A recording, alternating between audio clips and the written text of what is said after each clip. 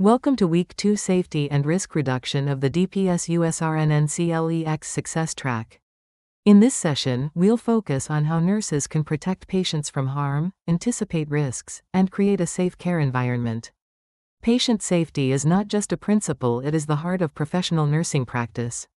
By the end of this module, you will be able to identify common patient safety risks, apply ABCs and Maslow's hierarchy to prioritize care, implement fall, fire, and infection prevention measures, understand the nurse's role in delegation and supervision, answer NCLEX-style safety and risk reduction questions with confidence.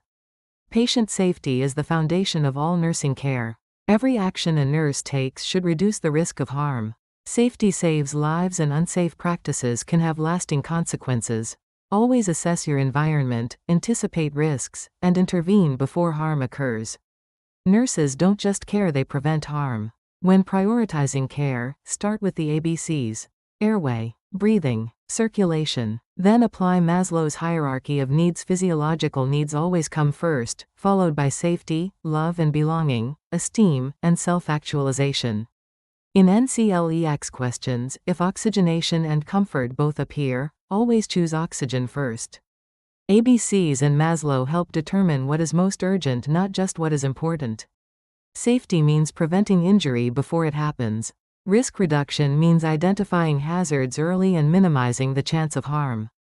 Nurses are proactive, they anticipate problems before they occur. Effective safety practice requires critical thinking, teamwork, and communication. Remember, prevention starts with awareness. Falls are one of the most common hospital injuries and they are preventable. Common causes include weakness, confusion, and poor lighting. Keep the bed in a low position, ensure the call light is within reach, and use non-skid footwear. Assist patients when walking and perform hourly safety rounding. Restraints should never be your first option for fall prevention. Safety begins with anticipation. If a fire occurs, follow the race protocol. Rescue anyone in danger. Activate the alarm. Contain the fire by closing doors and windows. Extinguish or evacuate if safe. When using a fire extinguisher, remember pass, pull, aim, squeeze, sweep. The first priority is always to rescue patients, then alert the team. Infection control is one of the most important safety responsibilities for nurses. Hand hygiene is the #1 method to prevent infection before and after every patient contact. For PPE, don sequence gown, mask, goggles, gloves. Doff sequence gloves, goggles, gown, mask. Follow transmission-based precautions. Contact gloves and gown. Droplet surgical mask. Airborne N95 respirator and negative pressure room. Never reuse disposable PPE, and always dispose of it safely. Hand hygiene is mandatory before and after glove use. Medication errors are among the most preventable causes of patient harm. Follow the 6 rights of medication administration. Right patient, right drug, right dose, right route, right time, right documentation. Always verify patient identity using 2 identifiers before giving any medication. Never administer a medication that you did not prepare yourself. Safe medication practices save lives. Delegation is essential for safe, efficient care, but accountability always remains with the RN. Roles and responsibilities. RN assessment, teaching, and care planning. LPN/LVN cares for stable patients and reinforces education. UAP provides hygiene, assists with daily activities, and takes vital signs. Follow the 5 rights of delegation: right task, circumstance, person, direction, and supervision. Delegation builds teamwork, but safety requires clear communication and follow-up. When multiple patients require attention, use the NCLEX prioritization frameworks. ABCs: airway, breathing, circulation. Safety and risk reduction. Maslow's hierarchy. Nursing process. Example: a patient with an airway obstruction takes priority over one with pain. Assess before acting. Safety always comes first.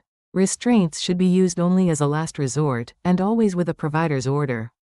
Reassess every 2 hours for skin integrity, circulation, and patient comfort.